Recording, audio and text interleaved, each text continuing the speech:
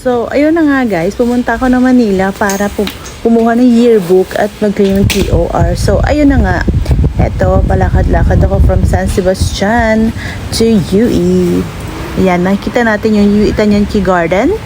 And then, nag-cross na ako papuntang Recto Gate. Yan.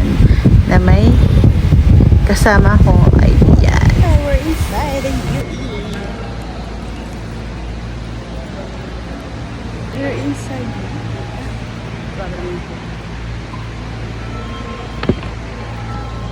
So, adventure pala tayo guys. So nostalgic. Like,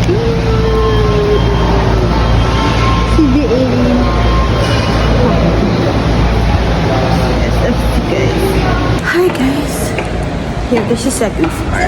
So nostalgic. Nandito tayo ulit sa UE.